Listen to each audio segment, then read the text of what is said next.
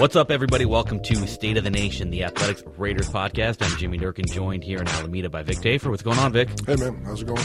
Pretty good, man. Well, we've got a special guest here, our own colleague at The Athletic, the film guru to the stars, Ted Nguyen. What's going on, Ted? What's going on? Thanks for having me on. Of course, man. Well, we'll get into the only small bit of news from the Raiders over the last week since our last show. Josh Johnson was released, and I don't think this is news that surprises anybody in terms of it happening, but I was a little surprised to see it happen in May. I mean, I thought we've talked about it before, that it kind of seemed like a move that would make Marshawn happy, kind of let him have his cousin kind of hang out with, spend the summer with, spend time up in Napa with, and now he's gone already. That was a little bit surprising. Yeah, I mean, he knew Gruden's offense from Tampa. I thought that was kind of his role, kind of come in and help the other guys get comfortable. Obviously, either they were comfortable pretty quickly, or else he didn't look that good throwing the ball. So I just think that I was surprised it came this soon. I think Marshawn did that little video thing on the team website with the look ahead to the schedule with Josh. I'm not sure that gets done if he knows Josh is going to be gone in 3 weeks. But whatever. I mean, I guess he might have had some kind of impact while he was here, hopefully with the quarterbacks. But, I was surprised, as I'm sure he was, that he got cut in May. You know, I don't really know how much him knowing Gruden's offense plays a factor. He knew Gruden's offense from 10 years ago, right? And I would think we kind of all hope that Gruden has seen his offense evolve in the last 10 years, and that a guy that played for him 10 years ago might not have that much of a retention. Yeah, maybe he came in and realized he was on page one like the rest of the guys. Like, I don't know anything. So who knows? But they brought him in for a reason. I'm not sure what that reason was now. But the quarterback room was now 3 guys. I think Connor Cook. Probably still number 3 right now, so hopefully for him he can click with John Gruden and Greg Olsen, kind of make that jump this year that we haven't seen yet. But I think right now it's safe to say he's still number 3 in the QB room. I feel good about my pick last week when we had that question about all the guys that we had to pick one to make the roster. I went with Connor Cook. I'm feeling better about it. You had some inside information. No, I didn't. I never thought Josh Johnson was going to make this roster, but he looked really comfortable in that video. Though the video was talking about the season matchups, talking about the playoffs. I mean, he was definitely planning for the long term. So all the best out to Josh Johnson. I mean, the guy has found a way to keep getting jobs year in and year out. 11 teams, right? 11 teams. It's pretty amazing. My favorite was that one year. You guys remember that year with the Niners where he was like he only was on the team kind of during the week. Like they had a thing where they would cut him like every Friday and then re-sign him every Monday. And so he'd spend the week as their scout team quarterback.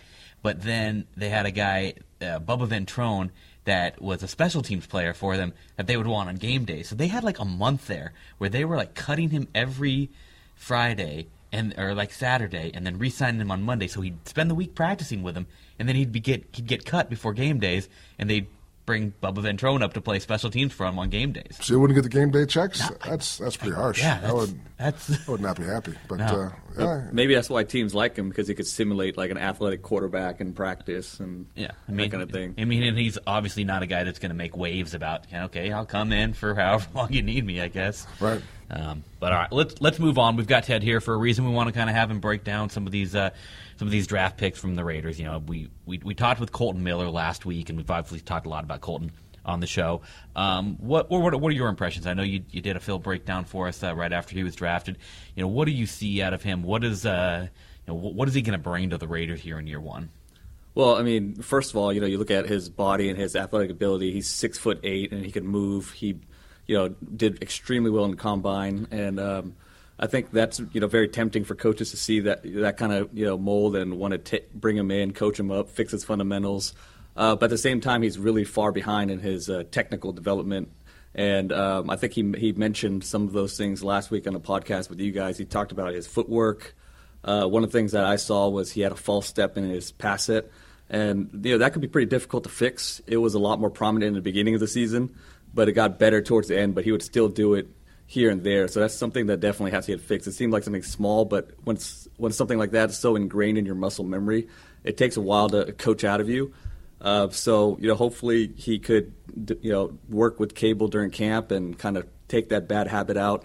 And he talked about doing MMA, and I think one of the big criticisms from him from last year was his punching ability and his punching technique was very inconsistent.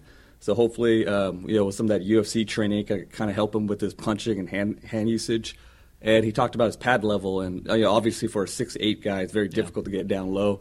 And but he's flexible. He's not one of those 6'8" guys that are really inflexible, immobile. He could move and he could get down. It's just a matter of doing it more consistently and ingraining that movement pattern into his muscle memory.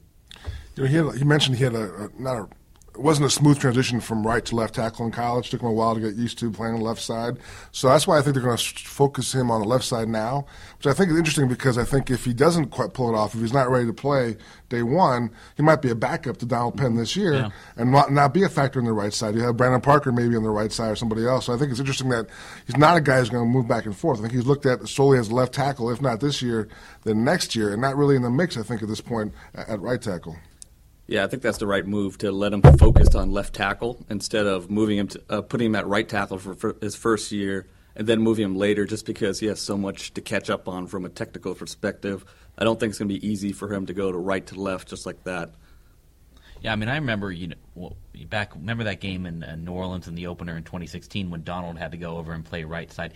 I mean, he talked about just how awful he was over there. I mean, it's not, obviously he has played both sides in college, but I mean, the ideal world is you want guys to be able to focus in on one side. Now, it's weird because if you're a starting caliber tackle, which obviously you got for guy number 15, he has to be a starting caliber tackle, you want him to focus on one side. But I always do find it weird that if you're a backup, if you're not as good, then you have to be able to play both sides. You don't have as much talent to be a starter, but then you have to be able to play both sides, and that's always one thing I found weird about kind of offensive line is that the guys that aren't as good need to be able to do more. Yeah, to me, if you're picking a tackle in the first round, I want a guy who can play both sides. I want a guy who I can plug in to play day one, either if not left side, then right side. To me, it's not really a great sign, especially when we're talking about the value of the pick. It wasn't great value.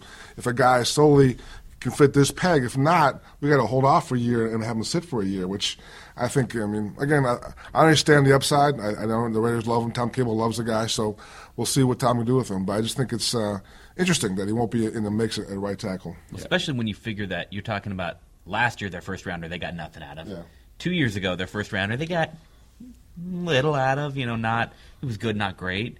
So if you go to a third straight year of not getting impact out of your first-round pick, that's an issue. Yeah. But again, they have faith in him. They like his raw, like Ted mentioned. He has all the raw things you want, all the tools you need in the toolbox. So this is a Tom Cable pick. Tom Cable kind of got his way. This is the guy he wanted, even more. So he liked him more than McGlinchey. So we'll see if he's right and if he can make Kolton Miller into a day one starter. All right, well, let's move on to P.J. Hall. I know you wrote this week, Ted, about P.J. Hall, and a guy that not a lot of people have watched a lot of, just because the guy playing in FCS ball, you don't see them, didn't have kind of those big games, like even, sometimes a guy maybe plays up against a bigger opponent, but he did play in the Senior Bowl, and that was an area to watch him. So what's your overall evaluation of P.J. Hall, a guy that some people thought was a reach in the second round, but we'll see if he can make an impact. Then it's a position the Raiders need somebody at. Yeah, so Hall's another guy that just blew away athletic testing numbers. He wasn't invited at Combine, but at his pro day, at 310 pounds, he ran a 4.7 40-yard dash. He jumped 38 inches. He did 36 reps on a bench. So he's another athletic freak, but he has the production to go with it. He, at Sam Houston State, he had 42 sacks, 9 forced fumbles. He even had 4 interceptions and 14 block kicks. So even though he played at a lower division, he did what he was supposed to do, which was dominate that division. And he's a really interesting player. At the East-West Shrine game against better talent, he dominated. So he doesn't have a lot of film against elite talent, so he's a projection from that standpoint. But he has a lot of interesting tools, and he still has room to grow. I mentioned in the piece I wrote that it's not like he has a slow get off, because when he can focus on the snap, his get off is really good, and he could explode into the backfield. But there looks like sometimes where he doesn't see the ball and he's a little late. So there's a lot of film of him actually being the last guy off the ball. So if he could work on that, and he actually is better when you move him closer to the ball. So when he's playing at the one tech near the center, he sees the snap a lot better, and he could fire off. But he's really interesting, and he could be a good interior rusher for the Raiders if he could work on those little technical things. And one of the things Raider fans always bring up is the whole John Gruden, Reggie McKenzie dynamic. Is John making all the calls? Is Reggie just kind of a puppet? I think you can kind of see Reggie's fingerprints on this pick at all. I think he always swings big in the second round with Mario Edwards and Jahad Ward. I think this is kind of similar kind of guy who he likes the strength. He's always been this big guy, not big guys, but the guys who are really strong. Definitely sees the upside. I just think that I think you definitely can see Reggie's fingerprints in a lot of these things. Like the trade down was definitely a Reggie kind of move. Didn't get great value. Also, I think he could have gotten more, but again, that spot, if a team wants to trade up and the clock is ticking, you can't really play too hardball. You got to, let's do it because I want Martavis Bryant. I want that extra pick. I want to get Kolton Miller at 15, not 10. So I think Reggie's still a factor. Obviously, he himself will tell you that he knows – Gruden tells him the kind of players he wants, and Reggie knows that, and they work together well. So he's bringing in the guys that John wants, and that's his job. But so he's still involved. His scouting staff is still in place at this point. So I think you still see him having an impact on the terms of the roster building. All right, well, let's move on to two guys that we talked about how the value of Kolton Miller and P.J. Hall as guys that were maybe a little bit of reaches. Well, the next two guys we want to talk about, first start with Arden Key, are guys that their talent level is a lot higher than where they were selected. They get Arden Key in the third round because of basically off-the-field issues, and a guy that didn't have a great final year in college at LSU, issues we talked about last week, going to marijuana rehab, getting out of shape. But I know you wrote about him, Ted. You kind of broke down his game, and what do you see? What did you see out of that 2016 year where he was dominant, and what did you see out of him his junior year where he wasn't playing probably at the best shape possible?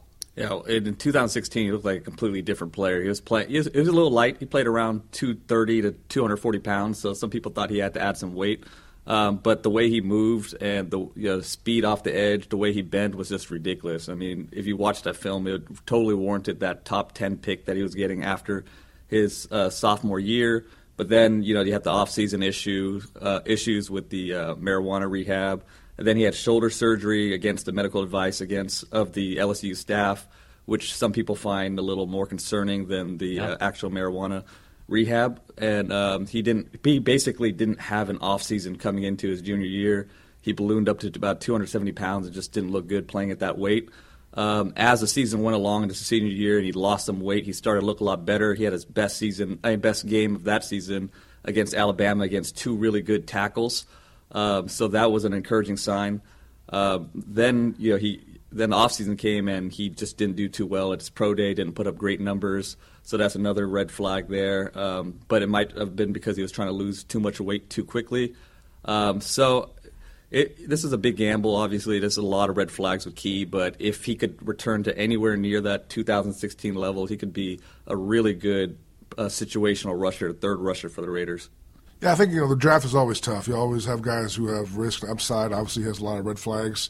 He wouldn't have been there in the third round otherwise. He didn't have the red flags. So when I watched him, we don't watch much of these workouts, but you'll see him in wearing 99. You're like, it's Alden Smith. He looks like Alden Smith, kind of same kind of lean, tall guy with the athletic ability. So he has a lot of confidence. We talked to him, and he definitely has a lot of confidence, which can be good or can be bad. You don't know if he really has come to terms with the mistakes he made and is ready for the next challenge. You always wonder with these guys, all draft picks, when you give these guys more money than they've had their entire lives, what happens, at that point. So they think they have a good support staff here. They think they can develop him to be that third pass rusher behind Bruce and Khalil, and we'll see. Obviously, no one knows at this point, but I can see why they picked him, and I can see why other teams passed on him. Yeah, one thing I like about Key is he's a very cerebral player. He studies tackles that he's going to play. He has a lot of moves for a young player. And, he studies opponents and how he could use different moves against their weaknesses. So that's a good sign. And, like we talked about, if he could be that third rusher and come in in passing situations, that's going to allow Gunther to do some really interesting things with moving Khalil Mack and Bruce Irvin around. We kind of saw that at the end of the year with Pagano. And if, again, you could put a third rusher in there, it can make things really dangerous for opposing quarterbacks on third downs.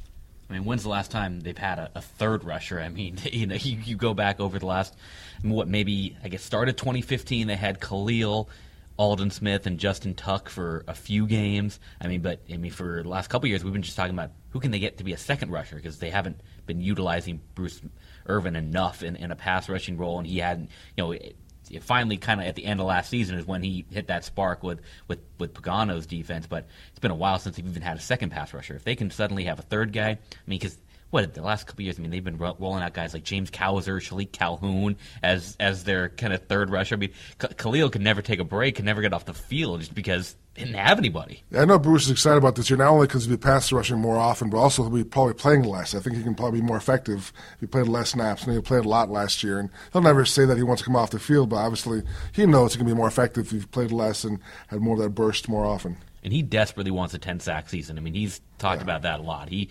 really badly wants to have a 10-sack season. He views himself as a top-flight pass rusher, and he can't really be considered a top-flight pass rusher in this league without having double-digit sacks. Right. So, all right, well, let's move on. And Ted, I think you might have an opinion on this guy, the last guy we're going to get to, Mo Hurst, who they grab in the 5th round. You like Hurst, Ted?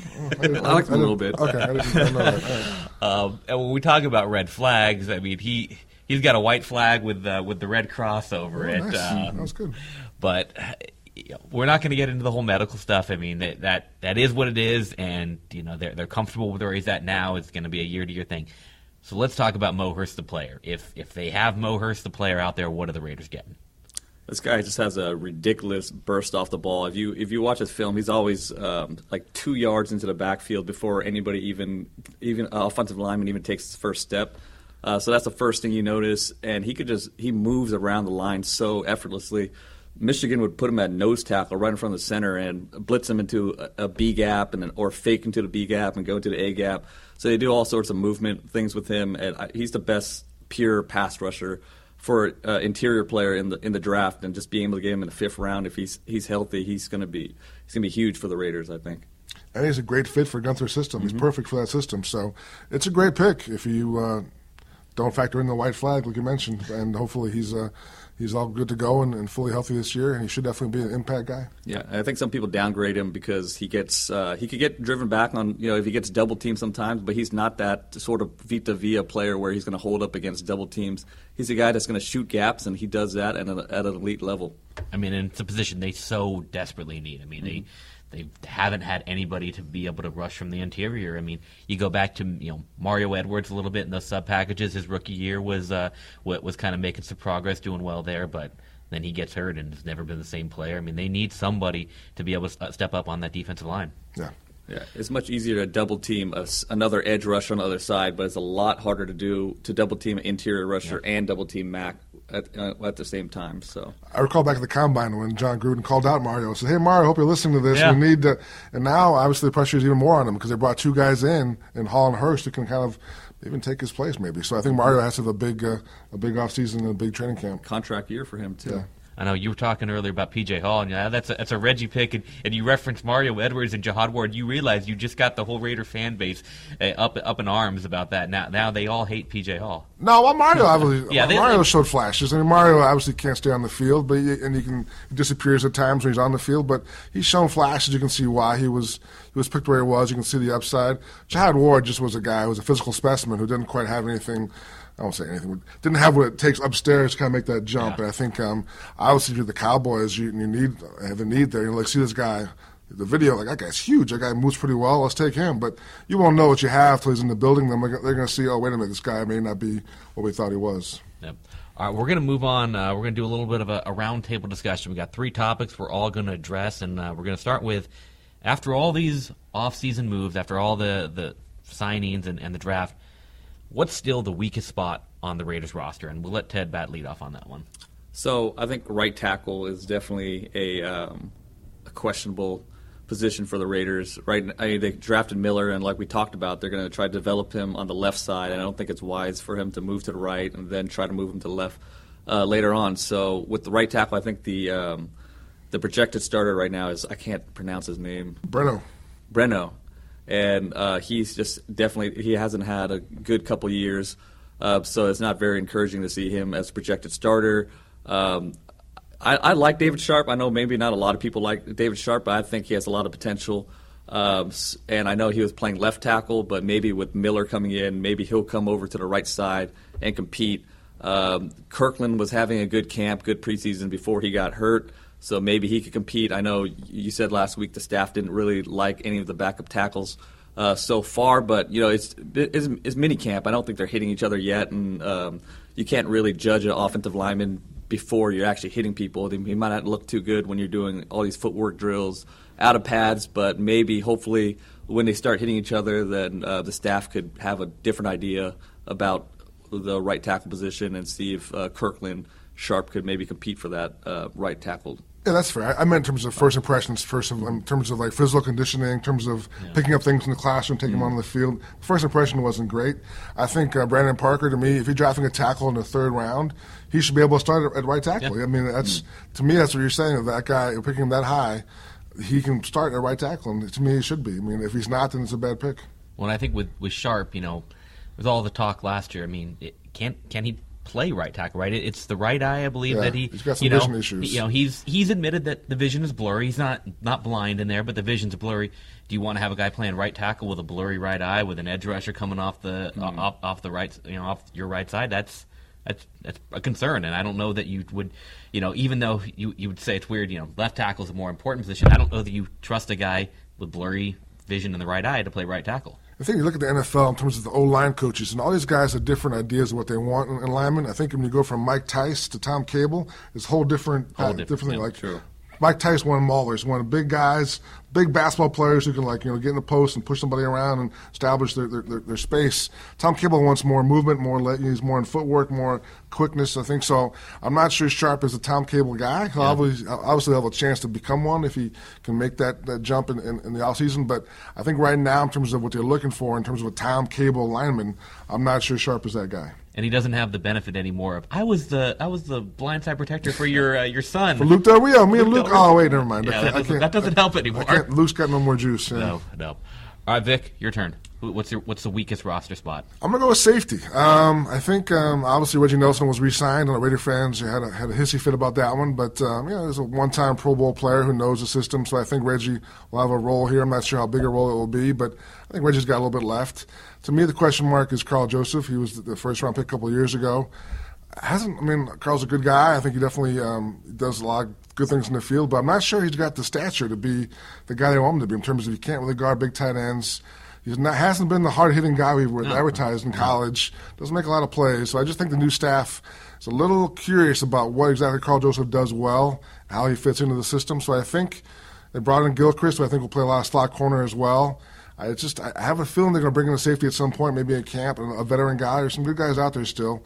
I keep mentioning Mike Mitchell. I haven't actually called Mike Mitchell, but he seems like a good fit for what they need here. So I'm not sure what Carl Joseph's role will be come training camp and the opener, but at this point, I think the staff is more curious than positive in terms of what he brings.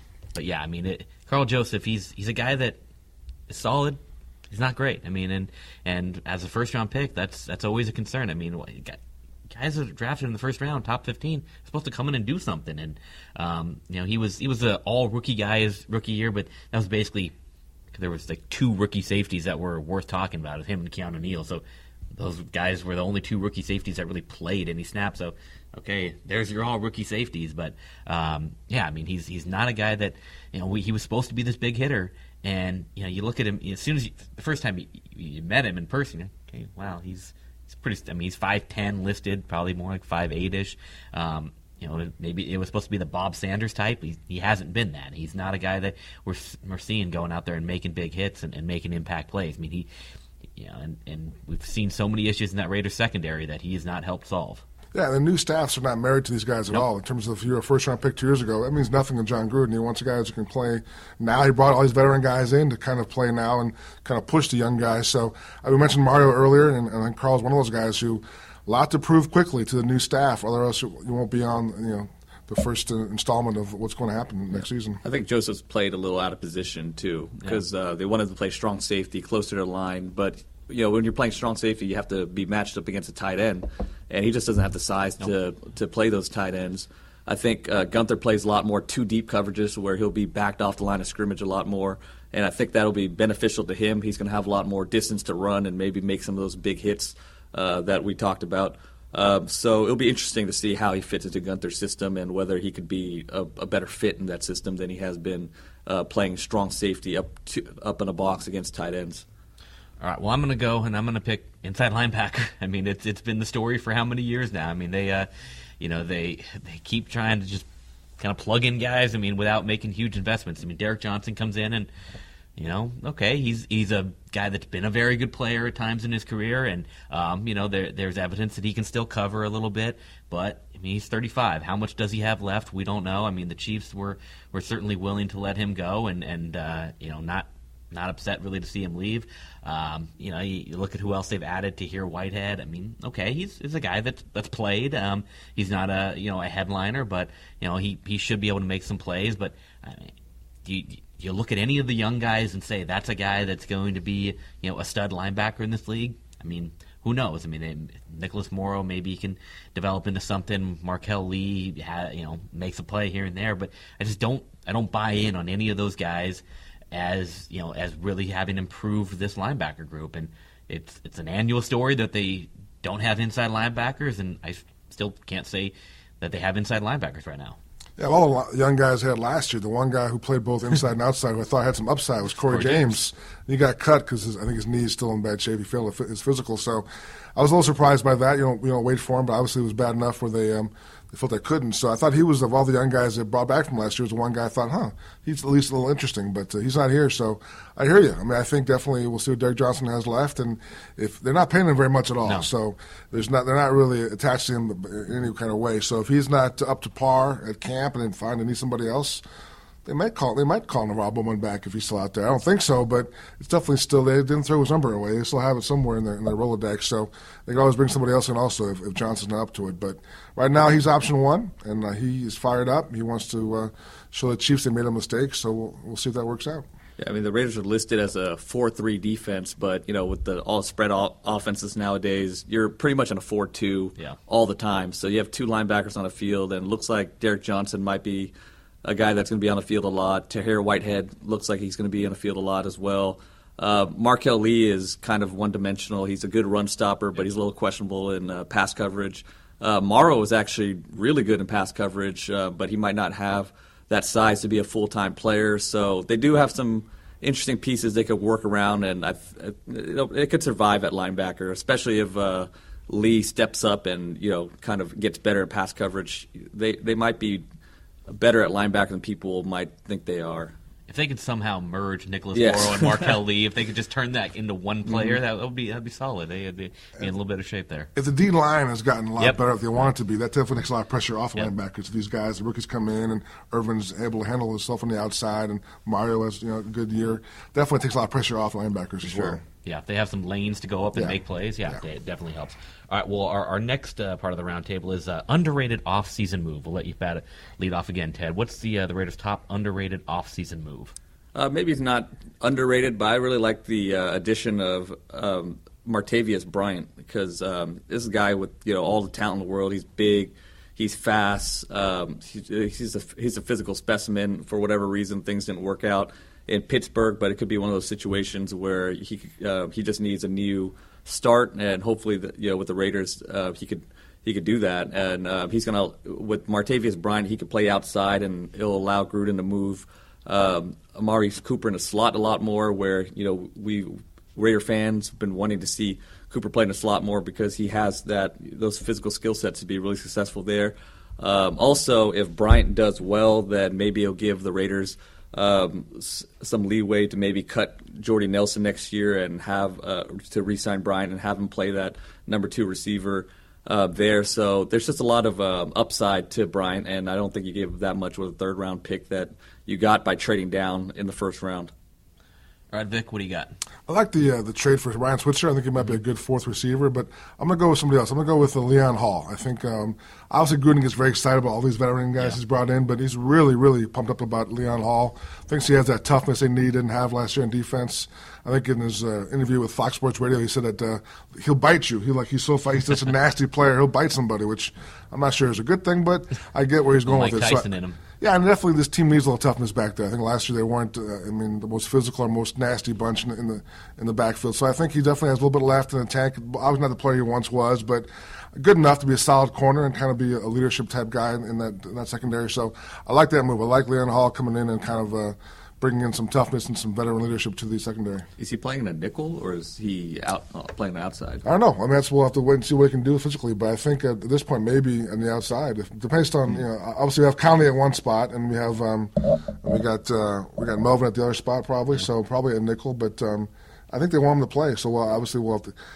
Like Gruden said, it's going to be a competition. These guys are going to throw him out there, and the best guys will play. And he obviously has a lot of faith in Leon Hall, so we'll see what we can do. Well, Conley could play outside and inside, right. So it might be a situational thing where Hall might play outside in certain situations, and they'll kick in Conley inside. Yeah, kind of. You let him match up with guys depending on who's out there. Yeah. All right. Well, I'm going to go with Lee Smith. I think when they signed Derek Carrier, as a blocking tight end, we kind of thought, all right, well they're moving on from Lee Smith, but they didn't. They brought him back. John Gruden loving his blocking tight ends, having two of them on the roster. And so, I mean, he's a guy that is always kind of underrated, right? I mean, he's a good clubhouse guy, good locker room guy. I mean, he's you always love kind of hearing what Lee Smith has to say, and so I think having him back in the fold is good. I mean, he's a guy that's just going to be. I don't know how much he adds to that offense, but I mean, if they want to be physical running the ball, having an extra guy, and the other thing is, how much were they impacted in 2016 when he went down and they didn't have a blocking tight end? Now you do have two, so you kind of can still have those options to go into those heavy packages. We saw that year what they had to do was basically Vidal Alexander basically became their kind of sixth lineman, or Denver Kirkland. Sometimes they were using a lot of the extra linemen. Well, now they've got two blocking tight ends, so if they want to go into those heavy alignments, have more of those games like that Sunday nighter against Denver that year, and really power the ball with Marshawn, added a more of a true fullback in Keith Smith. They can do that a little bit. So I like bringing back Lee Smith. Yeah, it looks like the direction that Gruden does want to take the offense. I mean, obviously he's going to do his spread stuff. He's talked about that, all the time about how excited he is about spread offenses and tempo and all that. But at the same time, I think he also wants to be really physical, and we see that with some of the signings he's making with the fullbacks and bringing back Lee Smith. I think having 2-3 tight end packages are going to be a big part of the Raiders' offense for sure. All right. Well, it's time now for State of the Nation Mail. You guys can always send us your questions using the hashtag SOTNMail. And so we'll open up the mailbox now, and we'll start with Sports Junkie. He asked, what kind of role do you think Obi will have, if any, this season? Second-round pick. We're asking if he's going to have a role this season on the defense. It's a good question. I think the coaches have the same question. I think the coaches have no idea what they expect out of Obi. I think is he in the box safety? That's what he was advertised as, because he was a big guy, had the great numbers at the combine, but never really showed signs of that, and then obviously didn't do well in coverage. So I think that's one of the big question marks going into this offseason, is just what kind of a player he's going to be and where he fits in. I myself have no idea, so I can't really answer that question. I think he'll have to find a role for himself pretty quickly. Yeah, I need Obi to do well, because I pushed his cause a lot last year, as much as I did Mo Hurst. So, I mean, I like Obi. He's really versatile. He made it kind of a name for himself at the Senior Bowl in bump and run coverage. So I think a best case scenario for him was to be a situational player where he could come in and match up against tight ends and guys like Kelsey, and he has the height and athleticism to do it. So hopefully he could do that and be that matchup player for the Raiders. That's what he was advertised as, but I think it's got to be concerning that last year that he came in as a guy who was going to solve our tight end problems, and he never covered tight ends. The coaching staff that cornerback. What the I mean, the coaching staff had no faith in the guy. I think this staff is kind of in the same boat. Like, I'm not sure what he can do. I just think, obviously, if he'd shown the ability to cover tight ends, he would have done it last year. So I just think there's also a question mark as far as, is he one of those guys that loves football? Does he have that football mentality? Or is he just a guy who kind of is an athlete who did well in football and kind of got a contract, and now he's like, okay, here I am. I'm not sure if that fire is there. I think that's a question mark people have about him. So I see the tools. I just don't know where he fits in. And I think that'll be a question that Gunther, I'm sure, is asking himself right now. Do you think it's a possibility that maybe he just didn't respond mentally well to his injury and kind of just tanked after he was injured? That's a possibility, and I'm sure Reggie McKenzie says this a lot. It's like all these players, people mention all these bad picks he made and all these busts that Reggie had. I'm sure in his mind it's like, well, that staff that we had didn't do a good job of getting these guys in the mix and kind of preparing them. So a lot of what Reggie's thinking is this staff, this new staff, Gruden and Ole and Gunther, are going to do a better job of getting these guys to maximize their potential. So I think if they can't do it, then obviously these were bad picks. If the two staffs can't make Obi into a productive player, a second-round pick with size, speed, and all the things you want out of a safety, then it was a bad pick. So I think that's I'm sure Reggie's definitely curious how this goes down also. Yeah. Sticking with Obi, Charles Aru asked, we know Raider fans love to study the off-season photos that show up. There was the photo the Raiders posted of the the air traffic control. That's what they're calling the secondary, and Obi wasn't in the photo. Is that a reason to be concerned about his future? I don't think so. I think those photos are just kind of random. I'm not sure they're all have a list of guys that come in and take a picture with. I think this is kind of random timing, and those guys I'm sure were all in the area. I think Obi may be working with a trainer on his own once in a while. He's still coming back from the surgery, so people love to look at those photos. I get it because there's not a lot of access. We're not on the field much, so a lot of your access is these photos from Raiders.com. I wouldn't really spend too much time analyzing who's in what pick and who's doing what at this point. I just think that was a nice, photo of some guys, mean mugging and looking like a boy band in the music video. But the fact that Obi wasn't in there, to me, is not a big deal. Can you analyze, though, Brady Sheldon? That was quite a pose he had there. That was, I think they must have put a prank on him. Like they did all the Macho Man poses, and they told him to do something else. He kind of looked like he was in the fashion layout. So that was an odd choice for him. So has James Cowser's been working with the inside linebackers? Yeah, he's off. I think they kind of when Bruce moved to the D line, they kind of moved Cowser back. I mean, I'm sure another guy trying to find a role for him. I'm not sure where he fits in, if anywhere, but. Yeah, they're going to try my linebacker, and maybe he can make some plays there. But I think he's definitely on the outside looking in at this point. Yeah, Obi should have one at least piece of motivation this year. He's from London. If he can stick on the roster, he gets to go back and play at home in London. He's going to be the guy they'll probably be propping up that week, even though they won't be getting back there till late. But he'll be the big guy coming home to play. It's pretty amazing. We're talking about a guy who's second-round pick if he can stick on the roster. That shows you just where he's at. But yeah, I mean.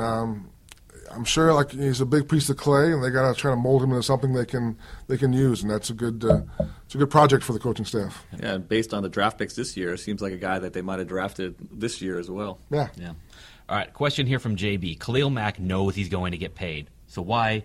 He says, why is the holdout? It's not a holdout, but these are voluntary workouts. But continuing with the question, is it just to be secure against possible injury? I mean, that's basically what it comes down to. I mean, you're waiting to get the payday. You're not going to show up here and risk injury in voluntary workouts when you deserve a raise. Yeah, he's in everything that he's mastered over the years, and now it's time to get paid. I just think in his mindset, he's got let's take care of business. I can focus on football. Until we have that figured out, then I'm not going to be there. And again, he's a guy who's in immaculate shape and knows everything. He's all the players love him, so he doesn't hurt not being here, really. I mean, he'll be able to jump in whenever he gets here and go 100% right away.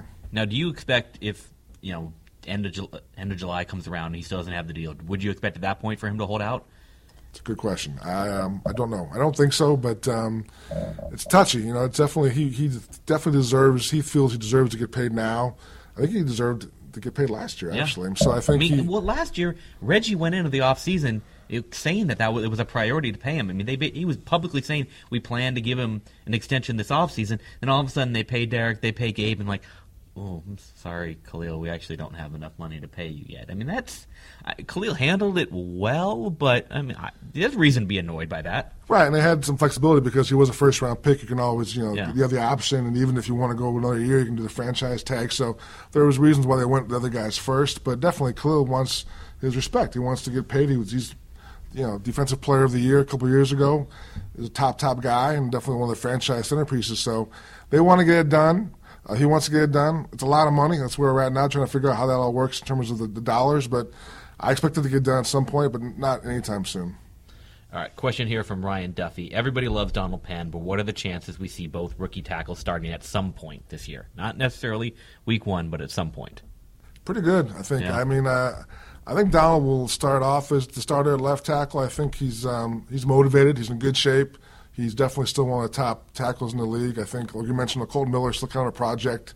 Might be a lot to ask him to jump to a starting left tackle as a rookie. But obviously they drafted these guys high for a reason. And Donald's 35. They're not looking at Donald past this year. I think this would be Donald's last year, regardless of what happens. So at some point, I think I could see them moving Kolton into the lineup and have him have a go at it. All right. Bionic Raider asked, which big contracts are we going to have to lose or restructure in order to pay Mack and Cooper? Well, the only one really left is Donald. If they cut Donald, they'd save $5 million, and they'd still pay him $3 out of the $8 against the cap. But that's the biggest chunk there is really to save. I mean, Seth Roberts is a guy who's kind of on the way out, but they already paid him $2 million of his $4 million deal, so you don't really save any money by cutting him.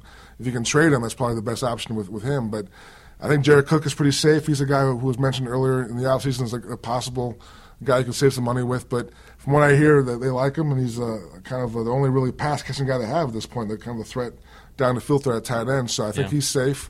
So really, you're looking at Donald's really the only guy left in terms of a guy who could save some money with if you cut him. Well, and then there is the offensive lineman. I know they restructured Hudson, but Osemele, he's not a guy you would want to think move on from, but he's a guy that in terms of just dollars, if you're looking at physical dollars, he's a guy that you could save a lot if you were to trade him or do something there. Right, we've discussed that in the past. I think that could happen down the road. I don't see that being an option this year, but definitely I think in terms of next offseason, you're looking at the long-term structure of the team salaries and the roster. It does make a lot of sense to have your three highest-paid guys be two guards in the center. I think that's probably not the ideal way to build a roster.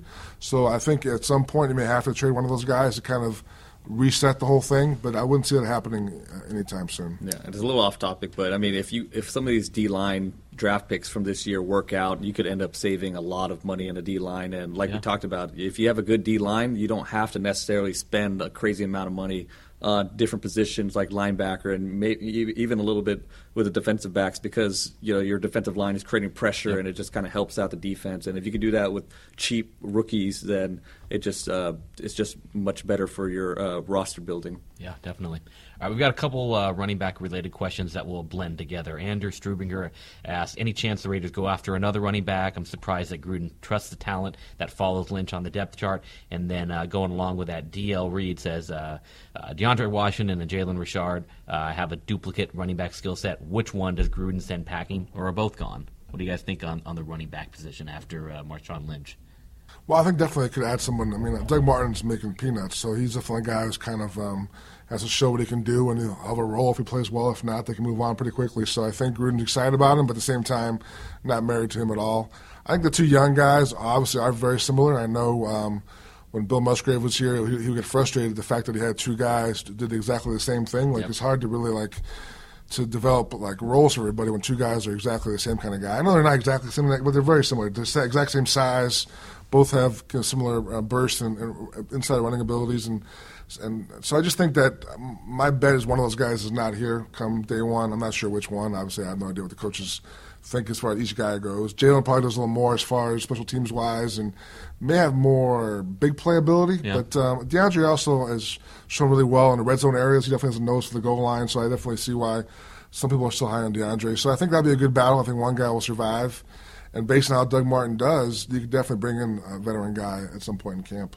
Yeah, I think it's been a little frustrating watching Jalen Richard kind of get underutilized because he's a guy that's supposed to be a good receiver, a guy you could split out, and we saw some of that here and there. But it's just so easy just to, on early downs especially, to get a running back matched up against a slower linebacker and get those easy yards. And you see the Patriots do it all the time. And I was hoping to see the Raiders do it more with Jalen Richard, and we saw some of that with Bill Musgrave, but you just didn't see that area of the passing game being taken advantage of against with the Raiders last year. So hopefully we see some more of that this year with Richard, or maybe another back defined in free agency. Just using the back more in the passing game could be a huge advantage for the Raiders. Cool. All right, guys. Well, I think we're going to wrap it up right there. And a reminder to everybody that we are on Apple Podcasts, so hop on over there and give us a 5-star rating. Hook us up with a review. We're also on Google Play and Stitcher, and should be coming next month to Spotify. And finally, if you'd like to subscribe to The Athletic, read all of Vic's Raiders coverage, Ted's film breakdowns on Raiders, Niners, really everybody. He's covering a lot for us now. You can check out a 1-week free trial and then get 30% off the first year by going to theathletic.com/State of the Nation. No show for us next Friday, but we will be back in, I guess, about 10 days from now when the Raiders convene for that May 22nd OTA, and we'll have another show for you guys then. All right, guys, thanks for tuning in. I appreciate all the feedback, and let's keep this going. Yeah, thanks for having me on. It's fun, guys. Thanks, Ted. All right, thanks, Ted.